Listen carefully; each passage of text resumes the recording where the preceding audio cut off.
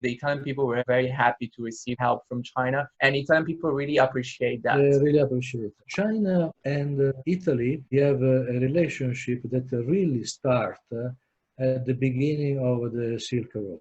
The Roman Empire and the Chinese Han Empire, they do communicate, do trade. I have a positive opinion about the Belt and Road Initiative. Of course, it's much better than the EU funding. The NATO. I think that Italy and Europe, step by step, they should go out from this treaty.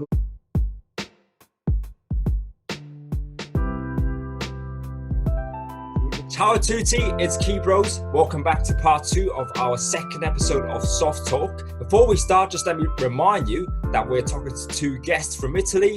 They're Fabrizio and Stefano. There is actually a part 1. So if you want to know how Italian people think about the Hong Kong protests, national security law, and also how to resolve the conflict between Hong Kong and mainland Chinese people, please take a look. Please also remember to subscribe to our channel by pressing the red button below, like the video by giving a thumbs up, and also share the video with all your friends and family members. Now, we're going to discuss Italy's relations with China, Belt and Road Initiative, and also Italy's NATO membership in light of worsening China-US relations. Without further ado, let's begin. So Italy and China have both been quite deeply affected by the recent coronavirus pandemic, particularly China in Hubei province and Italy in the northern regions like Lombardy and Veneto. How do people in Italy view the pandemic? Do they blame China, or are they very enthusiastic about medical aid coming in from China? First of all, people of Italy, they are happy for the help that they receive from China. Italy has been the first European country of a big size, really, with an important number of infections and a huge number of deaths. We have 35,000 dead people. We receive a lot of help from China, machinery for respiration, the mask, and also a lot of equipment for the doctors. In Italy, this virus has killed more than 200 doctors because the people, they go to the hospital and the doctors are not equipped to treat infection. So China helped a lot in sourcing this kind of material. The media, they try to call the one virus, but the people, they don't follow too much actually, because they know mostly the virus came through Italian people living in China. They didn't do quarantine. Also, we don't blame because now they are coming out a lot of news that before we don't have. For example, the virologist has found that the first case in Italy of COVID-19, they go back to October, November 2019. So people, they start to wake up a little bit with the story of China, and the blaming is not important thing, essentially. I want to add that the Italian people were very happy to receive help from China because at the same time, some European countries were fighting for aid. Italy was the first country in Europe to experience a very bad situation. And of course, the other European countries were blaming Italy for spreading the virus into Europe. Also, Italy got confiscated some masks or medical supplies from the other European countries. The flights were connected or were transferred in another European country like Germany or France. These European countries, which are basically our brothers, are stealing this kind of things. This is not possible. And then China had to send some help, and Italian people really appreciate that. They really appreciate that. Yes. Thank you very much. That's very interesting to hear. And since we briefly touched about China having quite a positive image right now in Italy, we'll turn to current Italian and Chinese relationships. And just a bit of historical context, Italy is widely known as one of China's biggest allies in the EU, and is definitely China's biggest ally in the G7 group. They share many historical ties dating back to the ancient Roman Empire and Imperial China. What is your view on modern China-Italy relations? Italy is an important ally. China and Italy, they have a relationship that really starts at the beginning of the Silk Road. There are historical proof that the Roman Empire and the Chinese Han Empire. They do communicate, they do trade in Central Asia, went on for many centuries, till the 16th century. When the Portuguese and the Spanish started to implement their vessel activities in the Indian Ocean, they arrived first to India, then to China, the Italian side started to decline because we don't have a fleet can be used in the ocean. Our fleet mostly was for the Mediterranean Sea. Today, there is a big interest about China from a business point of view. Many Italian businessmen work in China, and they hope to recreate a structure of trading and exchange of ideas or growing together. So Italy was the first to sign the BRI, the Belt and Road Initiative Memorandum.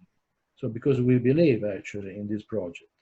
Yes, if you remember Marco Polo, Italy and China have a very old and strong relationship. Nowadays, China is very important as business partner for Italy. And at this time, I think that Italy can make this relationship stronger. It's true, we are inside the EU. And then, of course, like since the Second World War, we have also strong American influence. But we need to do what is the best for the country and the Italian people. I hope that for the future, we can continue to have very good and prosperous relationship. So since you both mentioned the BRI, so Italy has actually indeed joined with a deal worth around 2.5 billion euros. And it's, of course, one of the very few countries outside the former Iron Curtain in Europe to do so. And Chinese companies have started to invest in ports like Genoa, which is near your hometowns, and Trieste. What are your views on the initiative? And how do people in Italy think about the projects? Do they think it's beneficial, it can help Italy more than the EU? Or do they think it's actually a debt trap? Different kind of cooperation. If we talk the big project, for sure the infrastructural project, Genova and Trieste, the two ports, are very important because it will allow, from a logistic point of view, larger quantity of goods and to deliver these goods in the heart of Europe. When you are in Trieste, you enter in Austria, and then you are in Germany. The cooperation between Chinese company and the Italian company, especially in the technology, we can talk about joint venture or acquisition. It will allow the Italian company to participate to the Chinese market in a better way if our partner or a joint venture is Chinese. The other direction for us is to go and participate in some project, not in Italy, but along the Silk Road, the Belt and Road Initiative. This one are single company that are specialized in something that is needed there. And there is this level of interest in this project. Also, I have a positive opinion about the Belt and Road Initiative. Since Italy and China have this strong relationship, Italy is importing a lot of goods from China, but our exports to China are, compared to the imports, much, much less. So I think that it can also be a good way for Italy to export more to China. The Chinese market is huge. And then, of course, to help the country a lot, it's a win-to-win solution. Of course, it's much better than the EU funding. The EU funding, there are like so many restrictions and so many conditions. This is also not bringing any real business. So I think that the Belt and Road Initiative is quite good for Italy, and it can create a lot of business opportunities. So there have been talk of a potential war between China and the US, which you've also mentioned that Italy traditionally has been an ally of the US. Hypothetically, if there is a war between these two countries, of course I don't hope it will happen, which side will the Italian people be more likely to side with? The play is quite complicated because we should explain the treaty that Italy has signed. Italy lost the war in 1945. Actually has to sign a treaty, 1947, that imposed a lot of restriction.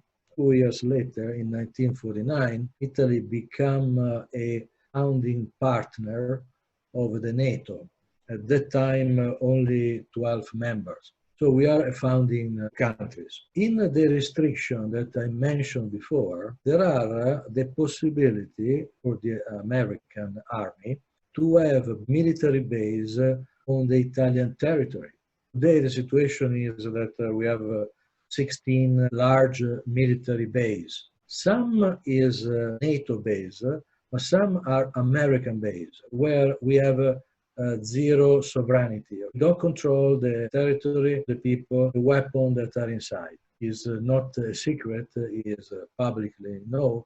Nuclear weapons are storage in some bases that are American based. So Italy, by constitution, cannot bring any offensive war. Our constitution restricts us to make a war against another country.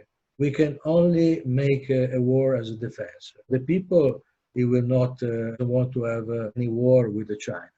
The governments are the same. Every governments, every parties that we have, nobody really think bad about China. On the NATO, I have my question mark.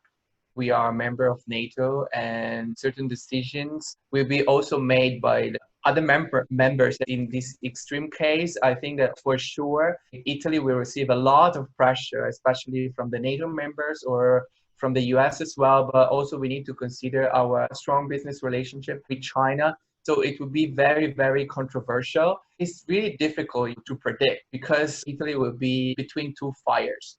But I really hope that any war will happen. Personally, quite confident that for the politician it will be almost impossible to accept the situation of a war with China, because in any case, even within the NATO, the single politician has some power.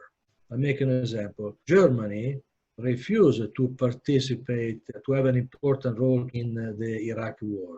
The politician at the time, they really imposed, I don't want to enter in this war, and they was able to. So I think that if something happened with China, many countries will say, no, I don't want to have my people there. Even if like Italy or other European countries are NATO members, people will really also oppose to that. Since you talked about Italy's NATO membership, do you think Italy should quit NATO? And also, since you talked about the American military bases which are in Italy, and Italy has no sovereignty over these bases, do you think these bases should go away in the future? The Treaty of Paris of 1947 imposed to Italy a lot of restrictions. It was the preliminary treaty to enter in the NATO. Frankly speaking, some part of this treaty until now are secret, are not open to the public. The story of the NATO base is difficult to approach because the population don't know, for example, if there is a term. I give you a base for 50 years, 100 years. I don't know. In this foggy situation, it's very difficult to have any political party that raised the hand and said, I want to go out from the NATO. Because the NATO is very, very powerful in each country, and politically still have a lot of influence on the politicians, starting from the prime minister. When the prime minister is appointed, one of the first visits is to visit the American embassy in Rome. This is the reality. So I think that Italy and Europe, step by step, they should go out from this treaty, also because this treaty was born for one reason, to protect from the Soviet Union and its allies.